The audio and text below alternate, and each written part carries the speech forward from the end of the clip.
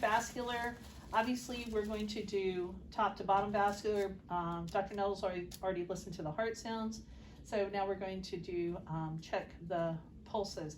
Pulses are graded 0 is obviously absent to 4. 1 is barely palpable, and then 4 is like bounding, right? It's like bounding. So somebody drinking a bunch of Red Bulls or scared to death, right? So when we do the carotids, obviously you're going to do one hand at a time. I am the same as Dr. Nettles, where I put my hand here so it doesn't tip me. And you guys, you got to really push down, and it's not down here. It's not up here. It's like right in the middle, right at your jawline. And this is where we check our pulse when we're working out. Okay.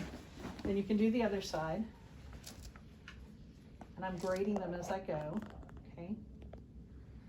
And now I'm going to do her brachial pulses. And so what you want to do is you want to grasp, it's right between these two muscles, and you want to compare them. Okay. Ooh. So now, can you feel it? Can you feel it cutting off your blood? Yeah. She's got good brachial pulses. Oh, they're definitely a grade 3. And then I'm going to do her radial pulses. And so I like to go like this, and I use my 2 fingers because I'm worried about the pulse in my own hand. And so remember, we can see them right by that radial bone. We mean it's right tucked under that radial bone. Okay, very good. And those are definitely +3. All right, next I can move down. And when I was here, also when I finished my vascular assessment, and I'm looking for any edema, so I don't see anything escaping out of the vascular space into the third space, so no edema here, and then no edema here. And then, of course, capillary refill tells me how fast this blood is rushing to her fingertips, right, you guys? So I'm going to press and hold, and she comes back in less than 1 second. But you want to make sure that it's less than 3 seconds in your patients. And if nails are painted, you can either touch kind of right there below or on the tip of the finger if they have painted nails. Just like that. Very good. Okay, so Dr. Nettles, I'm going to check your popliteal. And I'll be very honest with you guys, it's very difficult to feel a popliteal pulse. The only way that I can feel it is if I had Brittany flip over on her stomach.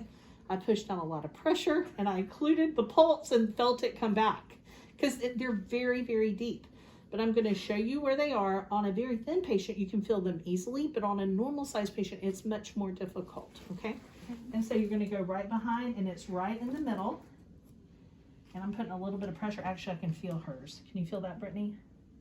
Can you feel me occluding the blood flow?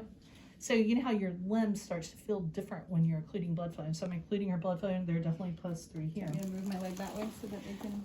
Yeah, it's right here, you guys. So always take your thumb, put it on the kneecap to provide pressure so that you can... I can feel her pulse. So, and you can get a little rise out of them. You know you're in the right area. Okay, so now I'm going to look at her legs. I'm going to look for any edema, and she has no edema. She looks good here. Of course, we would have her take off her tennis shoe, but just for the purpose of today, we're going to talk about where the pulse is. It's in the Dorsalis Penis, which is, if you don't mind. Okay. I'm not a shy person, y'all. Yeah. It's not I got a pedicure the other day. Yeah, and it looks great, so we're good. So the Dorsalis Penis, you guys, sometimes you can't feel them, then physiologically that's completely normal, okay? At somewhere between 30 and 40% of people, you cannot feel their Dorsalis Penis. But it's what I always do is I go between this first and second toe, and I know that it's a line that goes just like this. So you lay your hand flat on her foot, and let's see if I can feel hers. I definitely can. She's a +2 down here. She's good. And I can see she has no edema. And then I'm going to check for capillary refill. And just like she said, she has on polish, but that doesn't stop me from counting her refill. So I go here, and I can see it's about 2 seconds. Okay. So now the next one is posterior tibial. And so what I do is I compare the two. And so they're kind of hard. So you feel this bone right here, and then you're going to gatch behind it. That's the easiest way. You can either go like this. This is the way I prefer, is I go like this, and I gatch behind.